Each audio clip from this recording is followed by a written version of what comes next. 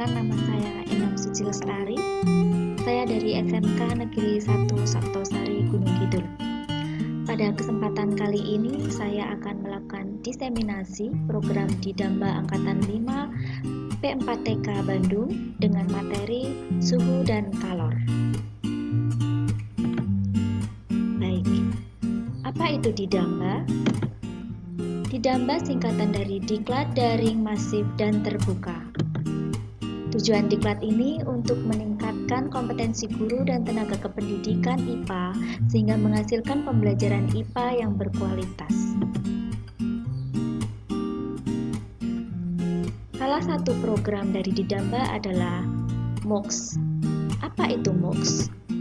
MOOCs adalah kepanjangan dari Massive Open Online Courses.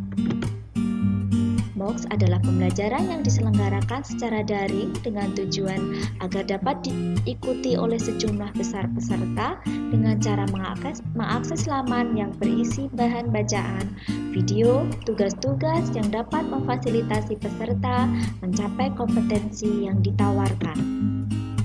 Program MOOCs menyediakan forum diskusi yang interaktif yang memungkinkan terjadinya interaksi antara peserta dan pengajar serta sesama peserta. MOOCs membuka peluang bagi pendidik dan tenaga kependidikan yang ingin meningkatkan kemampuan dan kompetensi dalam disiplin ilmu yang dibutuhkan. Selanjutnya, pola pelaksanaan MOOCs. Yang pertama, pendalaman materi secara daring. Yang kedua, implementasi penggunaan pedagogik dan profesional. Yang ketiga, diseminasi. Adapun fasilitator MOOCs adalah Widya Iswara dan Pengembang Teknologi Pembelajaran atau PTP. Baik, kita masuk ke materi diklat. Judul dari diklat yang saya ikuti adalah Suhu dan Kalor SMA Fisika Angkatan 5. Fasilitator kami adalah Bapak Erli Cahya. Materi dari diklat antara lain pada sesi 1 membahas tentang konsep suhu dan kalor. Sesi 2, mekanisme menjaga kestabilan suhu tubuh. Sesi 3, pemuaian. Sesi 4, penutup. Dan sesi 5 adalah diseminasi. Mari kita bahas tentang materi di sesi yang pertama tentang konsep suhu dan kalor. Di sesi pertama, kita akan mendapatkan materi tentang kalor dan suhu. Kalor dapat menyebabkan perubahan suhu, kalor dapat menyebabkan perubahan wujud, dan di sana kita juga akan diperkenalkan tentang soal-soal yang mana merupakan penerapan dari asas Planck. Untuk sesi 2, pokok bahasanya adalah mekanisme menjaga kestabilan suhu tubuh. Pada sesi 2 ini kita disuguhkan dengan LK, yaitu praktikum tentang pengaruh kalor terhadap suhu tubuh manusia. Kemudian, peserta dilatih untuk membuat LK, praktikum tentang pengaruh kalor terhadap suhu tubuh hewan, dan praktikum tentang pengaruh kalor terhadap suhu benda.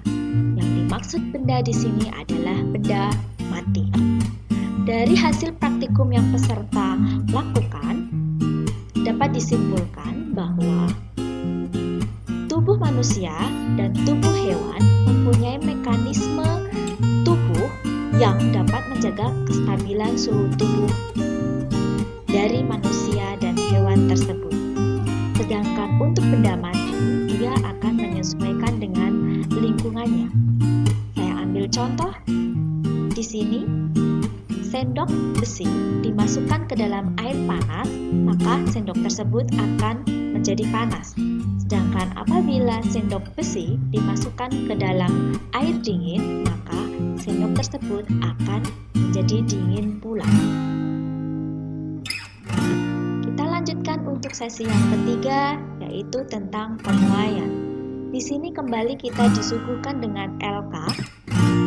Yang pertama tentang praktikum pemuaian zat padat dengan menggunakan alat Munzenberg.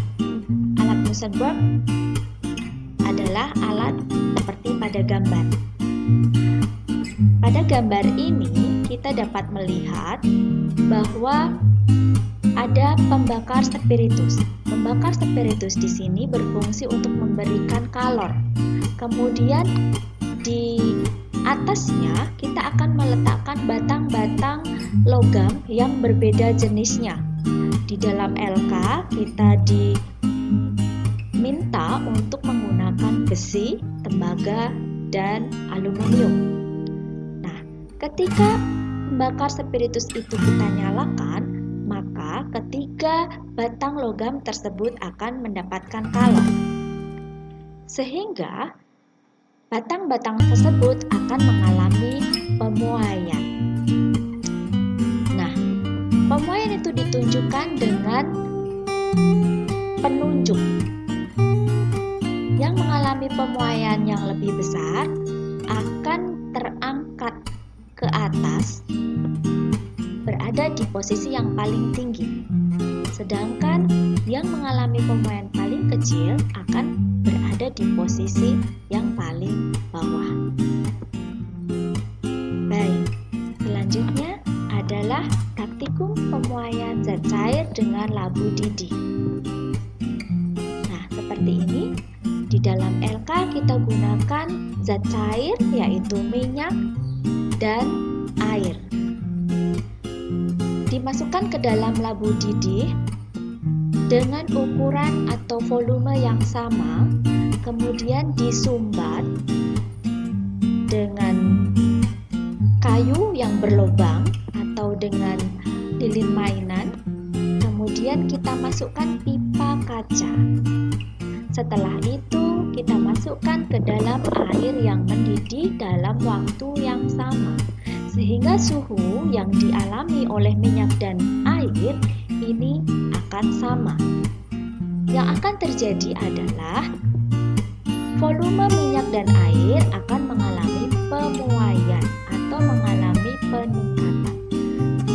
Nah, minyak ini akan terangkat ke atas melalui pipa kaca. Air juga sama, akan terangkat karena volumenya bertambah akan melalui pipa kaca. Nah, karena koefisien muai antara minyak dan air itu tidak sama, maka nanti ketinggiannya akan tidak sama pula. Nah, ini adalah praktikum pemuaian pada zat cair. Kemudian untuk sesi keempat adalah sesi penutup. Di dalam sesi penutup kita akan melaksanakan post test. Kemudian kita akan melakukan evaluasi terhadap fasilitator. Dan yang terakhir, melakukan evaluasi terhadap penyelenggara. Sesi penutup bukanlah sesi yang terakhir karena masih akan ada sesi diseminasi seperti yang kami lakukan seperti ini. Diseminasi dilakukan dengan peserta minimal 5. Kemudian, sebagai penghargaan dari PM4TK, peserta diseminasi akan mendapatkan surat keterangan sebagai peserta diseminasi dari PM4TK IPA. Demikian pemaparan hasil diklat kami di PM4TK IPA Bandung. Semoga bermanfaat. Terima kasih. Wassalamualaikum warahmatullahi wabarakatuh.